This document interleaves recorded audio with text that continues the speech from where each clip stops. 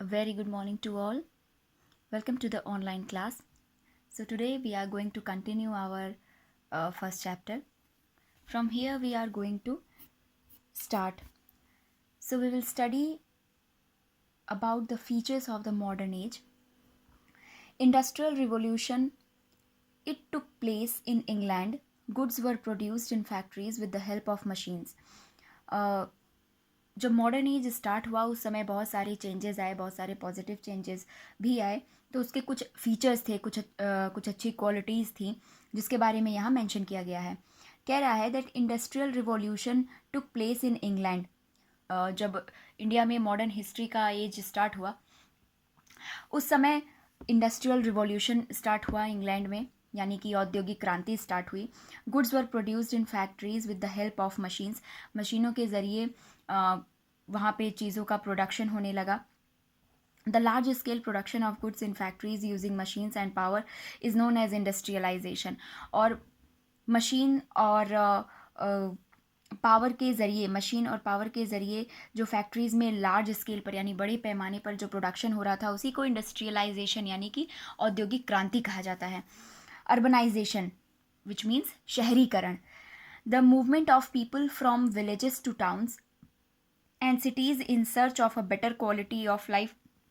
फिर उसके बाद जब मॉडर्न एज स्टार्ट हुआ उस समय लोग धीरे धीरे गांव से शहरों की ओर शिफ्ट होना स्टार्ट किया। लोगों ने गांव से शहरों की, बड़े शहरों की ओर और छोटे शहरों की ओर जाने लगे काम की तलाश में। नेशनलिज्म, राष्ट्रवाद का उदय हुआ। Patriotism and a growing identification with one's homeland. लोगों में अपनी मातृभूमि के प्रति, होमलैंड यानी कि मातृभूमि के प्रति लोगों में राष्ट्रीयता की भावना, प्रेम की भावना जागृत हुई इस काल में।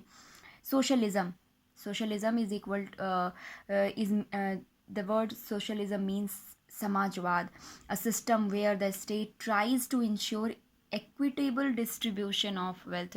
सोशलिज्म की भावना लोगों के अंदर आई, यानी कि लोगों ने ये समझना स्टार्ट किया कि समाज को एक ऐसे व्यवस्था की ज़रूरत है जहाँ पर वेल्थ यानी कि जो प्रॉपर्टी है, जो धन है समाज का, वो केवल किसी एक के पास न रह जाए बल्कि समाज के हर हिस्से में, समाज के हर इंसान को बराबर बराबर मिले।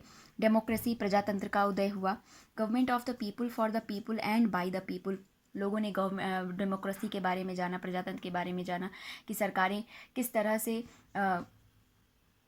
जनता के लिए, जनता के हित में काम कर सकती हैं। Scientific and technological progress, new inventions and discoveries that revolutionised human life. बहुत सारी साइंटिफिक डिस्कवरीज हुई, टेक्निकल प्रोग्रेस हुआ, जो नई नई डिस्कवरीज हुई, नए नए इन्वेंशंस हुए, उससे ह्यूमन लाइफ बहुत ही ज़्यादा रिवोल्यूशनाइज हुई।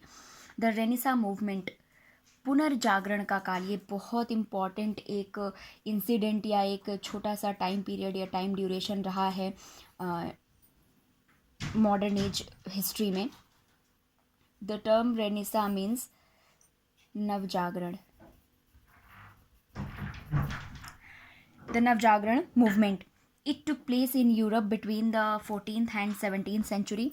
यूरोप में जो रेनेसा मूवमेंट स्टार्ट हुआ वो 14 to 17 सेंचुरी के बीच में स्टार्ट हुआ। It encouraged independent thinking and reasoning which had an impact on the thoughts and ideals of the people around the world। Renaissance movement ने लोगों को इंडिपेंडेंटली सोचने के लिए इनकरेज किया। उन्होंने उनके थॉट्स, उनके आइडियल्स को all over the world, all around the world लोगों को इसके लिए, लोगों को सोचने की, अपनी बातों को रखने की, अपने आइडियाज़ को सामने रखने की आज़ादी की बात की।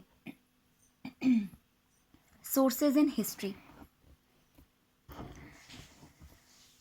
किसी भी हिस्ट्री को जानने के क्या क्या सोर्सेज हो सकते हैं। Sources in studying history are very crucial to have an understanding about it. हर हिस्ट्री के अलग अलग सोर्सेज मिलते हैं, उन अलग अलग सोर्सेज से हिस्ट्री को जानना, पास्ट के समय को जानना, एंशियंट एजेस को जानना बहुत आसान नहीं होता है। In this chapter we are studying about the modern period. This period has plenty of resources. इस पीरियड को जानने के लिए, समझने के लिए भी ऐसे बहुत सारे रिसोर्सेज, स्टडी मटेरियल्स मिलते हैं that help us to reconstruct the modern history of India. ऐसे बहुत से रिसोर्सेज हैं जिसके ज़रिए हम मॉडर्न हिस्ट्री ऑफ इंडिया के बारे में पढ़ सकते हैं, जान सकते हैं।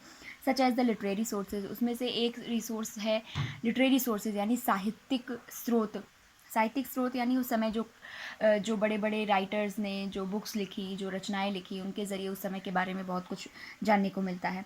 The archaeological sources are not as important for modern history. Modern history को लेकर कोई बहुत ज़्यादा आर्कियोलॉजिकल सोर्सेज का कोई बहुत ज़्यादा इम्पोर्टेंस नहीं है, क्योंकि उस समय से जुड़ी हुई सारी चीज़ें अभी भी हैं। For modern history age in the study of ancient and medieval period, ancient और मेडवल पीरियड की हिस्ट्री को समझने के लिए आर्कियोलॉजिकल सोर्सेज की ज़्यादा ज़रूरत पड़ती है या उसका ज़्यादा महत्व है।